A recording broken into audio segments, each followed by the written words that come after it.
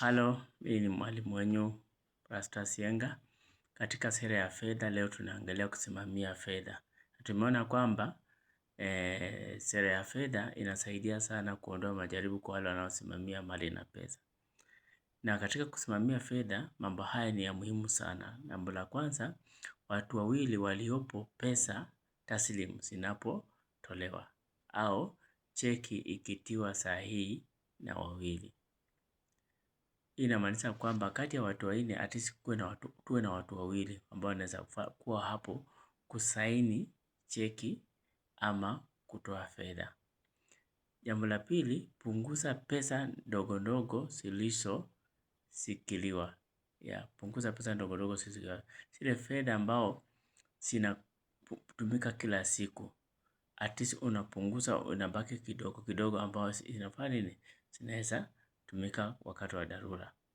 Weka amana benki mara kwa mara ili kuepuka pesa mkononi.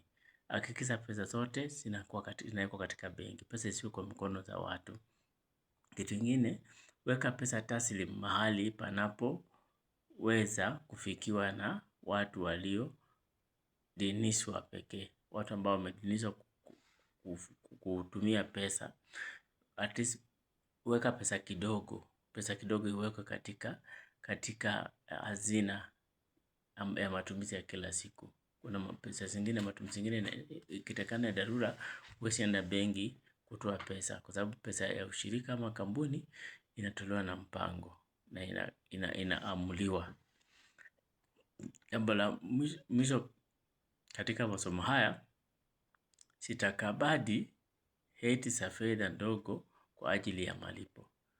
Kwa hivyo stakabadhi hati za fedha kidogo kwa ajili ya malipo. Na katika sera ya fedha pia tumeona sera zinasaidia kuondoa majaribu kwa wale wanaosimamia mali na pesa. Kwa hivyo sasa tunaangalia sana za kawaida za kuripoti fedha. Sana za kawaida za kuripoti fedha. Ni muhimu sana nambari ya kwanza kuwa na hudi na mashini za kutoa pesa kiotomatiki. Hudi ama cheki. Cheki ni ile ya kutumika kuandika katika kulipa ama kutoa pesa. Na mashini wakati unapatiana risiti, mashini inatumika kupatiana risiti. Kitu ingine, taarifa ya ndani. Tuwe na taarifa ya ndani unaweza fanya kwa wiki, kwa mwezi ama baada ya mwaka mmoja. Pia tuwe na manunuzi, uhifadhi wa rekodi na mgongano wa maslahi.